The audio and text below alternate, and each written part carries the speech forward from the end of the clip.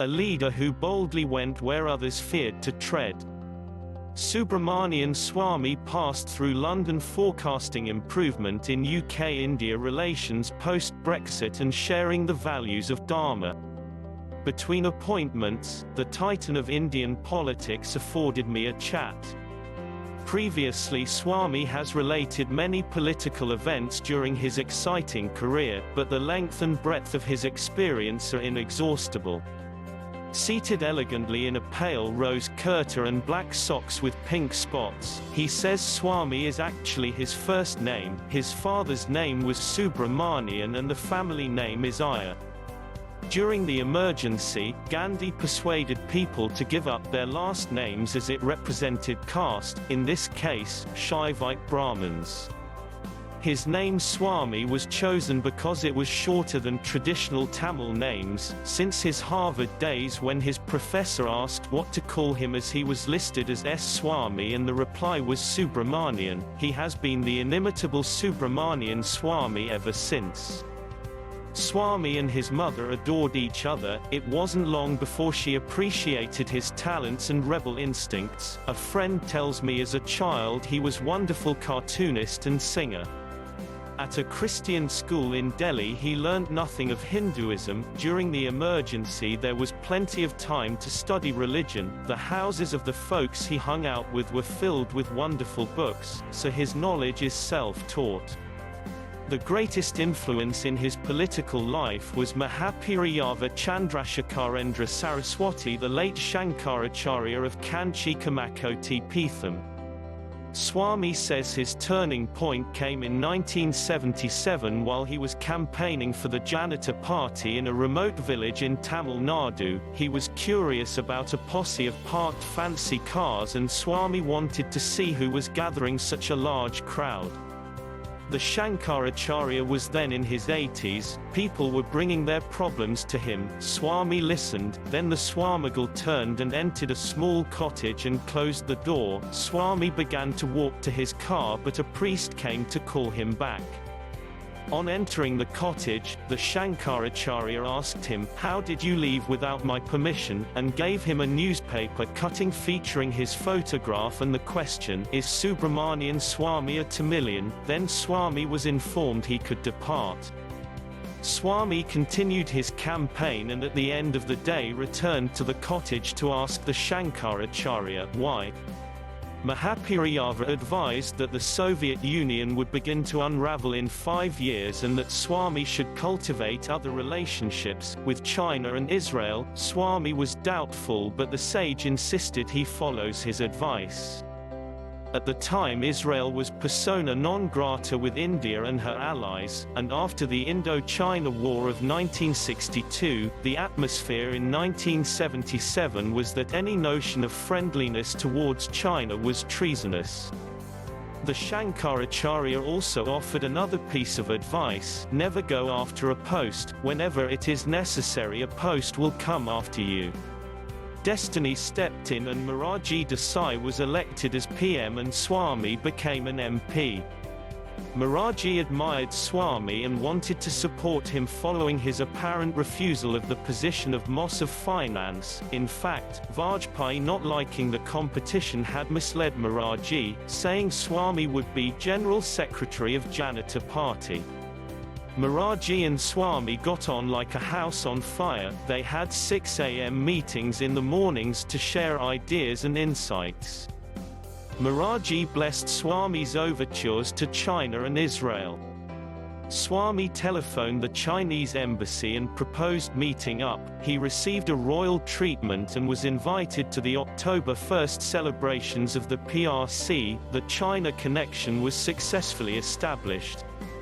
In 1978, Morarji had asked Swamy's advice what to do about the territories of Arunachal and Kashmir. Swamy explained that the Chinese psychology values support when at a low ebb. He suggested to the PM if India gave China support over the disputed sovereignty of Chenbaodao Island in the Ussuri River, China would never forget it. At the time, the Soviet Union had amassed troops there and China was weak pre the US détente. USSR invoked Indira Gandhi's Indo-Soviet Treaty and requested to put troops on the Indo-Tibet border via India. Swamy advised Maraji not to allow this, and the PM wrote a letter of support that Swamy presented during India's first official visit to China since 1964, preparing the ground for Vajpayee's 1979 visit. Swamy recalls the delight of his hosts and says they have never forgotten this gesture of solidarity. At the time, India had a trade council for Israel in Mumbai, but diplomatic relations were non-existent. Swamy decided that Indo-Israeli relations need the touch of a more Hindutva type, different from the approach of the anglicized elites. He arranged a secret meeting in August 1977 for an incognito Maraji with the Israeli Defense Minister Moshe Dayan. In 1982, Swamy was invited by Menahem Begin to Israel.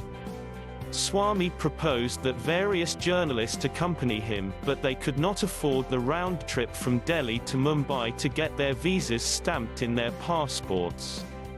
Swamy turned his official residence into an ad hoc Israeli consulate, including flying the Israeli flag of Zion. Everyone made the trip and Swamy was feted as a national hero. Throughout life's journey, Swamy and the Shankaracharya talked. Mahapiriyava only spoke politics to Swamy. One difficulty Swamy sought advice about was when the LTTE leader announced he and Rajiv Gandhi would be killed. The Swamigal replied, "Why don't you kill him?" Again, destiny intervened and Sri Lanka's President Rajapaksa cornered Prabhakaran at Mullaitivu and was looking for clearance to bump him off. Swamy met Manmohan Singh at a wedding, and because of the years of friendship between them, MMS agreed and Sri Lanka's government forces moved in. On the Ram Mandir, he said the core issue is waiting for the Supreme Court to give a decision on the property. He said it was possible the mediation process will accept his written submission that was invited by the committee. Later in Westminster, he acknowledged a historic case in the UK that had provided some evidence for one element of his petition. Swamy says it would not take long to deliver double-digit growth to India's economy, apparently only 2 weeks. If the indirect tax system was simplified, new notes were printed to pay for workers on large-scale infrastructure projects and farmers were enabled to export, he said the people would be thrilled with this. In Westminster, at an event organised by Bob Blackman MP in the House of Commons, Swamy recalled sitting in Parliament Square as a fugitive from the emergency. He looked at the edifice of UK's democracy and had the idea to return to India and give a speech and disappear. That turbaned escapade is now a legend. The legend in his own lifetime continued to say he expected UK-India bilaterals to improve after Brexit, emphasising innovation in AI, tech, health and education are what matters, not geographical landmass. He said in the past 200 years advancement has not come from labour and capital investment but from ideas. Swamy shared his understanding of the definition and degrees of Dharma and the cerebral benefits of learning Sanskrit shlokas. It seems you can take Swamy out of India, but you can never take India out of Swamy.